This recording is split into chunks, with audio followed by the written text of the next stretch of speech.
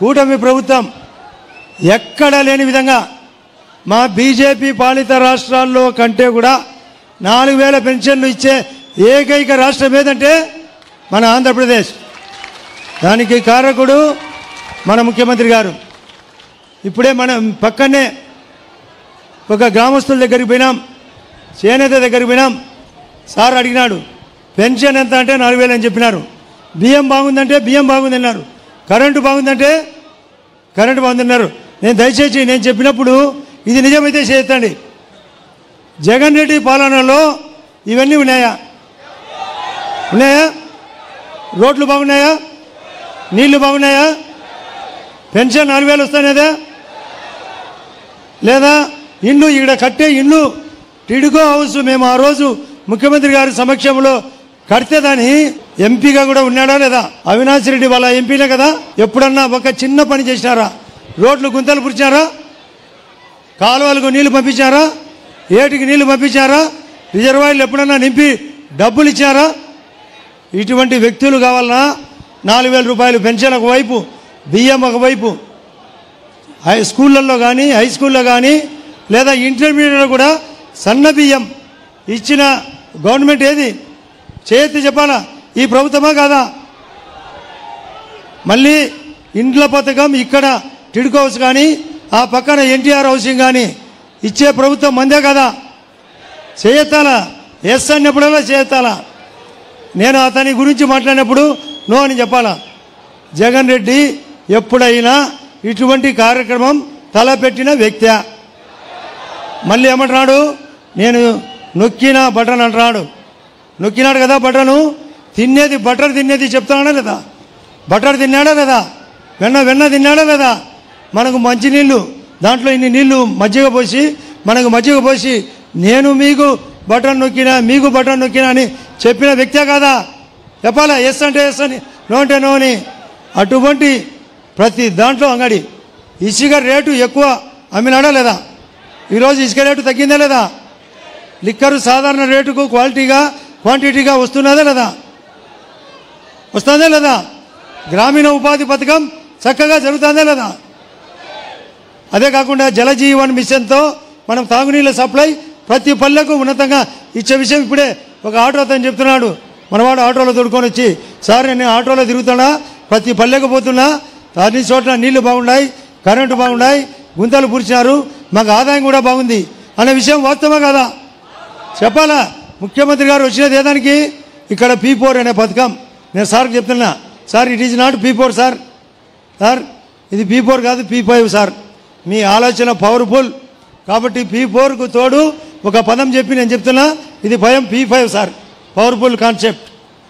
కాబట్టి ఇటువంటి powerful concept మరియు మోడీ గారి ఆధ్వర్యంలో ఎక్కడ చూసినా కూడా మన మోడీ గారు ఈ దేశాన్ని 4వ స్థానంలో నిలబెట్టినాడా లేదా?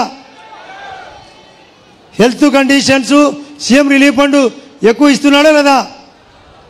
ప్లస్ అదే కాకుండా స్కూల్ ఎడ్యుకేషన్లో సార్ లోకేష్ గారు వచ్చినాక ఇప్పుడే మీతో చెప్పించినాం సార్, అక్కడ లోకేష్ గారు వచ్చినాక స్కూల్ ఎడ్యుకేషన్ పెరిగిందా లేదా?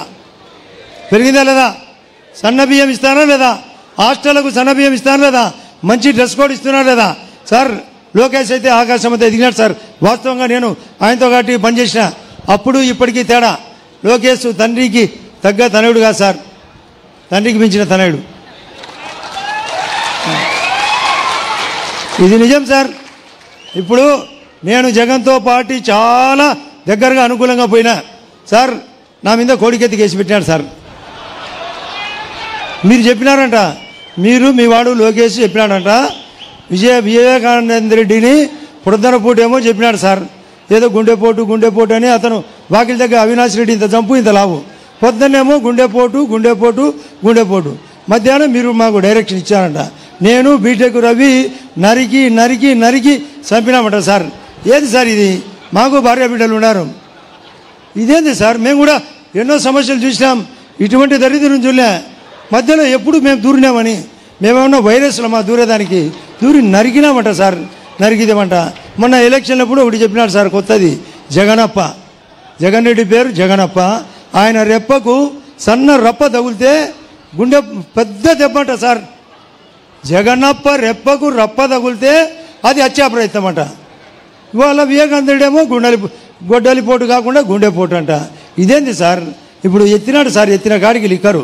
మీరందరూ చెప్పండి, సారాయి కేసులో లిక్కర్ కేసులో ఎక్కడ చూసినా సార్ అతను విలన్ సార్, అతను ఒక విలన్. అతను విలన్ కాదు, డాన్ సార్. అతను డాన్ కాదు, డెన్ను.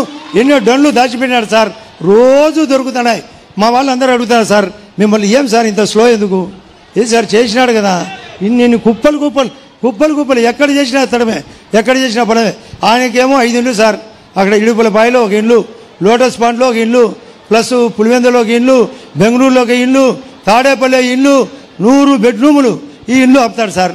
మళ్ళీ మీకు వైజాగ్లో 430 కోట్లతో ఒక ఋషికొండ ప్యాలెస్లో ఎక్కలేని విధంగా, ప్రపంచంలో ఎక్కలేని విధంగా ఈ విధంగా ఉండే వ్యక్తి మనకు రాజకీయాలకు అవసరమా కదా? మీరు సార్కు తెలియాలా, ఇటువంటి వ్యక్తి అవసరమా?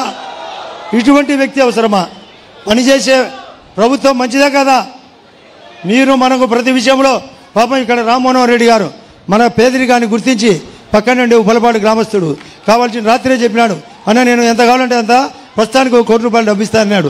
ఆయన హృదయపూర్వకంగా స్వాగతించాలా లేదా? పక్కన ఉండే చెన్నారెడ్డి, నేను ఎక్కడో సంపాదించినా నేను జమ్మలోడికి వాసి నేను కూడా సాయం చేస్తాను రాడు. ఇక్కడ ఉన్నాడు సార్ మరొక, దయచేసి రాంగోవింద్ ఇక్కడ రా. రాంగోవింద్ సార్ ఆయన వచ్చినాడు సార్, నేను బాంబేలో ఉరుకు చేస్తున్నాను, నాది ధనవాడ, నేను సాయం చేస్తాను సార్. ఇటువంటి ఎందుకు? మీరు చెప్పిన మాట విని మేము చేసే పనులు చూసి మీరు గమనించండి సార్. జమ్మరమడుగులో సర్వోన్నతంగా పనులు చేశాం సార్ మీ ఆధ్వర్యంలో, కలెక్టర్ గారి ఆధ్వర్యంలో ఎన్ని కావాల్సిన పనులు. సవితమ్మ గారు 2-3 సార్లు జమ్మలోడికి వచ్చింది సార్. ఈమె మీద స్టేట్మెంట్ సార్, ఈమె మీద స్టేట్మెంటు. బీసీ హాస్టల్ చక్కగా పనిచేసినాం కనుక్కోండి సార్. బీసీ హాస్టల్ గట్టిగా పనిచేసినాము లేదా? ప్రతి హాస్టల్ మీరు చెప్పాలా? కానీ స్టేట్మెంటు ఈమె మేమే కలుసుకొని పంచుకునేమంట సార్. ఏంటి పంచుకోవడము? మాకు అతను పంచర్ అయినాడు, ప్రతి ఒక్కటి ఒక సాక్షి పేపర్ అడ్డపెట్టుకున్నాడు, రోజు దొంగ వార్తలు. సాక్ష్యము లేని సాక్షిలో దొంగ వార్తలను ఖండించాల్సిన అవసరం మన జమ్మలమడుగు నియోజకవర్గంతో పాటు చాలామంది ఇక్కడ వచ్చినారు పెద్దలు. మీరందరూ ముఖ్యమంత్రి గారికి ఆ విషయం తెలియాలనా లేదా? Please subscribe to Leo news for more videos.